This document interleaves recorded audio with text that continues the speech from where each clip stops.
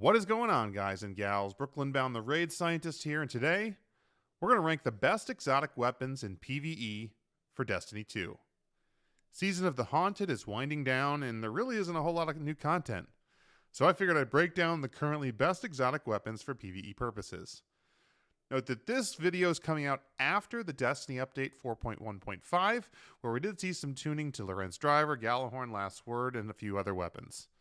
First, let me start off by saying that I'm sure plenty of comments will come in that say something like, Brooklyn, what about Skyburner's Oath? It's so good this season on Cabal and Unstoppables.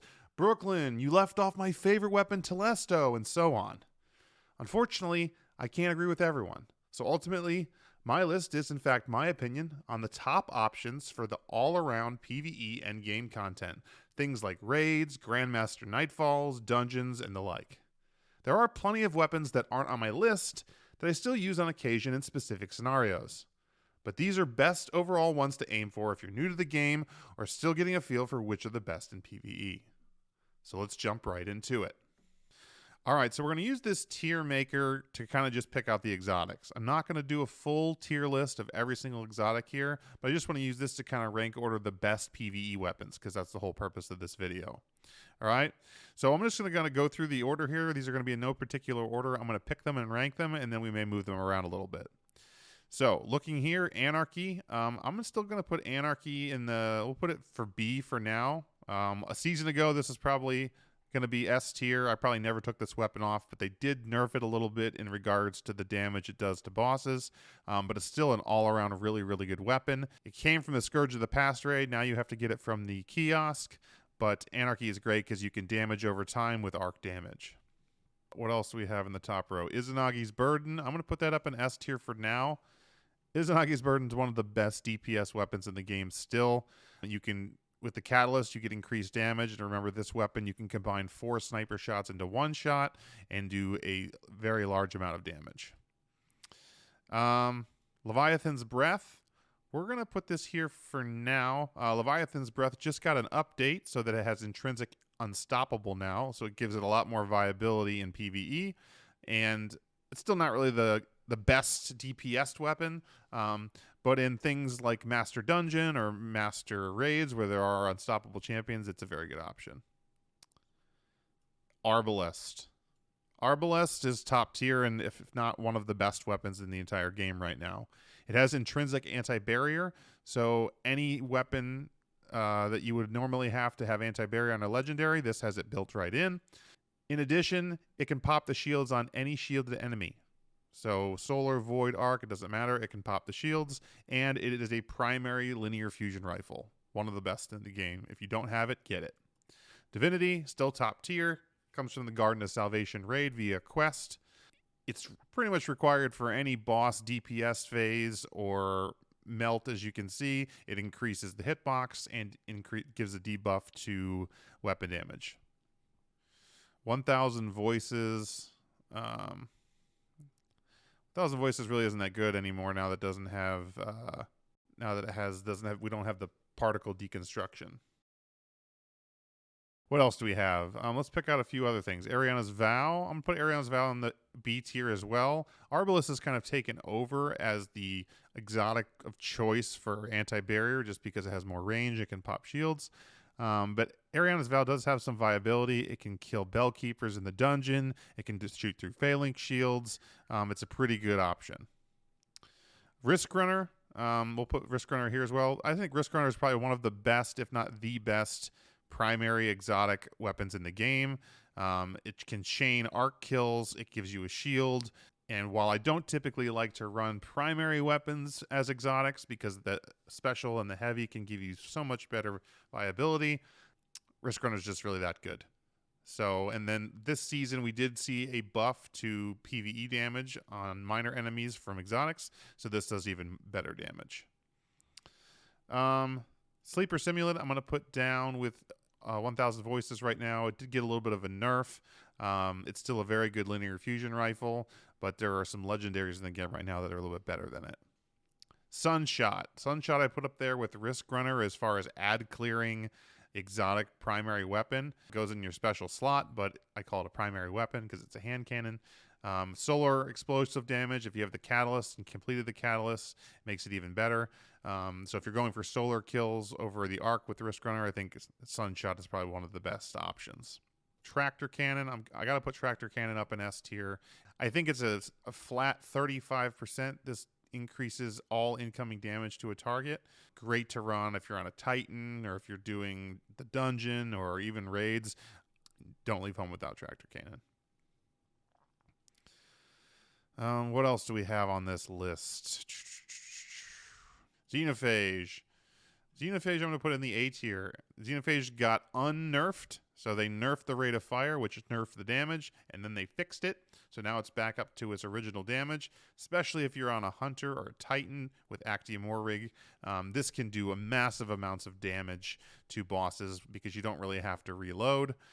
It's great for other encounters where you can pop enemies, like in the Duality Dungeon, you can kill Bellkeepers with it. In Vault of Glass, you can kill Oracles really quickly with it. It's a great weapon. Lament, I'm going to put Lament. We'll put Lament right here for now. We may rearrange these things. It's still a pretty good heavy weapon, especially for up-close damage. If you're soloing the dungeon, Prophecy, or Duality, it's great if you're not on a Titan to do damage to bosses. The charge effect and everything has been kind of put back to where it was and fixed. It was bugged for a little while. So I'd say Lament is in the top. Wither Horde. Wither Horde's S tier. If you don't have Wither Horde, you need to get Wither Horde. Goes in the primary slot, uses special ammo. It's a grenade launcher. You can get auto loading on it, so you could basically switch to something else, go back to Wither Horde. It shoots a Taken Blight on the ground, which will damage over time, and is great for building extra damage on something. You can pop Wither Horde on it, let it damage over time, and then switch to something else and do even more damage. Wither Horde is one of the best weapons in the game. Galahorn. I'm going to say Galahorn's A tier.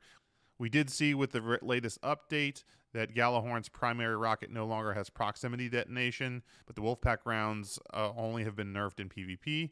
So Galahorn is still a really good option if you are looking for a heavy weapon. It does solar damage, and you can get 2 in the mag after with the catalyst, which is very nice because it's the only rocket launcher that can do that without a overflow or ambitious assassin perk.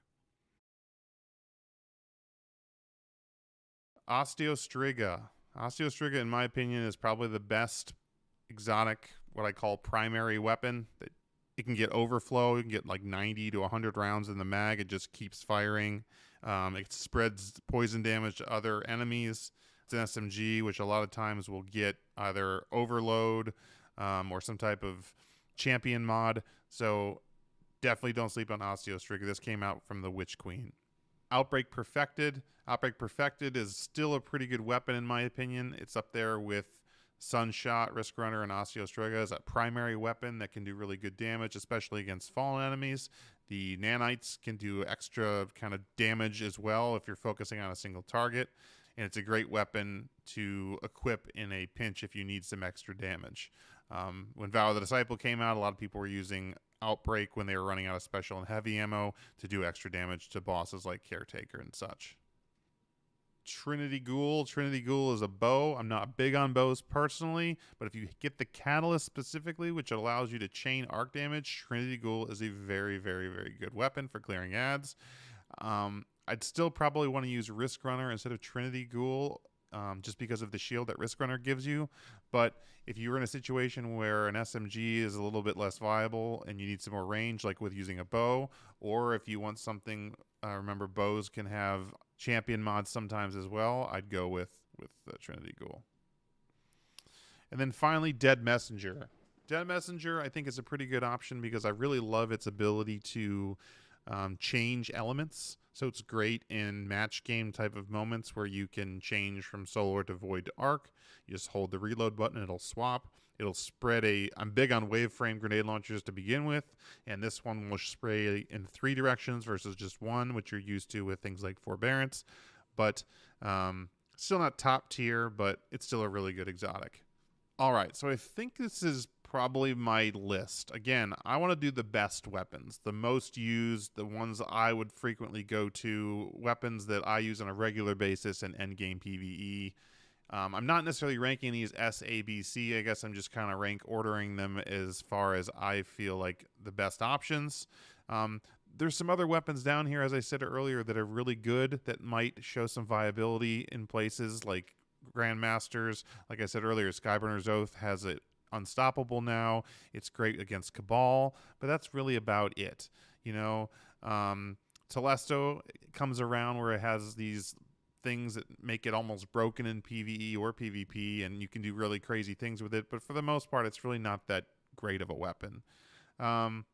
Tiku's Divination is a great solar bow, but at the end of the day, like, unless you're trying to get solar bow kills, I can't see why you'd use this over Risk Runner, Sunshot, Osteostream, or Trinity Ghoul. I think they're better options. The glaives are trash. Don't even bother with them. And I can't see using things like hand cannons and scout rifles in PvE. So this is kind of my list. I think I'm going to move Ariana's Vow down here with kind of the last resorts because of Arbalest. All right, so there you have it. These are the weapons I feel like are the best PvE choices right now in Destiny. Yes, there's some weapons down below that are also good in certain scenarios, but these ones right here, best, most well-rounded weapons. You're going to be seeing people use them left and right, and these are the best bang for your buck. So work your way through the kiosks to get these, and I highly suggest, if you don't have these all, to work yourself to get them. As the new Season 18 rolls in, this list may change a little bit as we see seasonal weapon mods come into play and things, but unless we see major nerfs, I don't see many of these changing in the near future. And that's it. I hope you learned a little bit from this video and you got something from it. And if you have any questions, please just drop them in the comments. I just kind of threw this video together without a script. So let me know what you think and if you found it useful. And I hope to see you soon. Whatever Destiny 2 drops us, we're going to be right there to cover it. We'll see you next time. Thanks for watching.